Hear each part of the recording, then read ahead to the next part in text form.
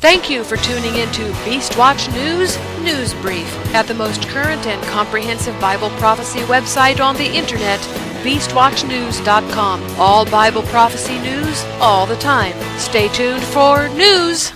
Today's scripture reading is Mark 13:33. Take heed, watch, and pray, for you know not when the time is. In Israel, John Kerry has failed in his bid for the Israeli-Palestinian peace summit. He is currently on his last leg of the 5th round of shuttle diplomacy and looks to have fared no better this time than in his previous visit. Just a few days ago, there was talk of Kerry announcing and possibly even hosting on the spot a four-way summit between himself, Israel, the Palestinians, and the Jordanians before taking his return back to Washington. But those hopes were put to rest as Kerry emerged Sunday morning from a meeting with Palestinian leader Mahmoud Abbas. The Palestinians have reportedly refused to start talking without preconditions. Abbas and Kerry met for 2 hours before other advisors joined them.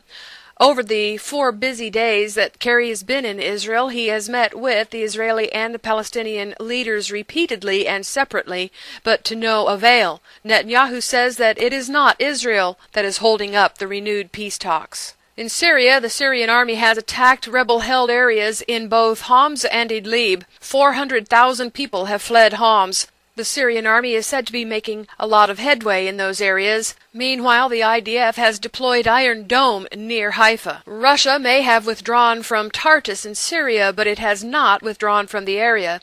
The Russian government is in negotiations with Cyprus about extending their military cooperation.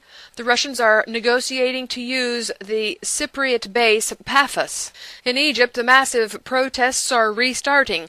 Thousands of opponents and supporters of Egypt's Islamist president began massing in the city squares in competing rallies on Sunday, gearing up for a day of massive nationwide protests that many fear could turn deadly as the opposition seeks to push out Mohamed Morsi. Morsi has rejected calls to step aside from the presidency. There was an American killed in Egypt over the weekend, along with 2 other Egyptians. The U.S. has warned against traveling in Egypt. Protests in Istanbul are restarting there as well. In the iconic Takism Square, thousands gathered once again at that Takism Square on Saturday to protest the Turkish government's response to the local Gezi Park protests. The demonstration came a week after one in which security forces used water cannons and tear gas to dispel the crowd that remained after most left following the police orders warning protesters to go home peacefully. And of particular interest to Americans, the EU Times is reporting that Obama has requested 15,000 Russian troops for some upcoming disaster.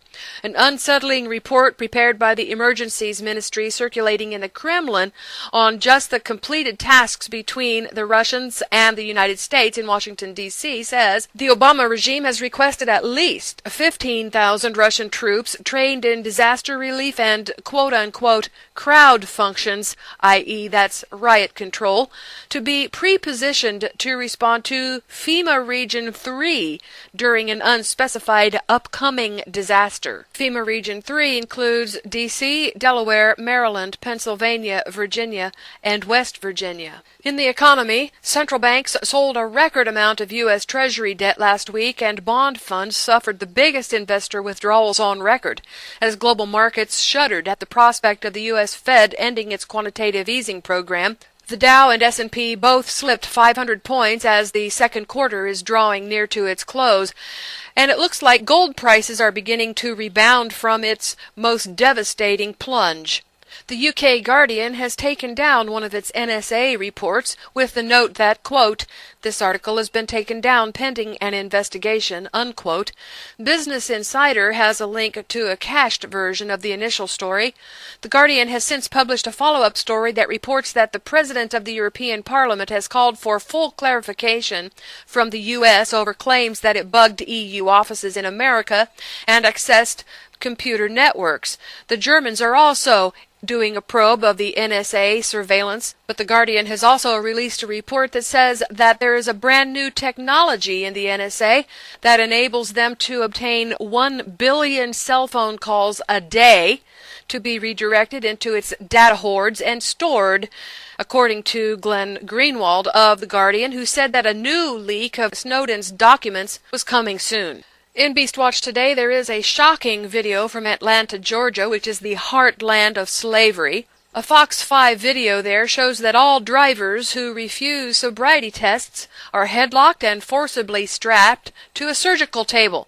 The Georgia State Police admit that it doesn't matter whether or not you cooperate with their sobriety test. They are going to headlock you and strap you to a table to take your blood for the test. You can watch even cooperative people receiving this same treatment. This is one place where you do not want to be caught in a DUI checkpoint. In other police state news, a college student has been arrested and thrown in jail after buying a bottle of water.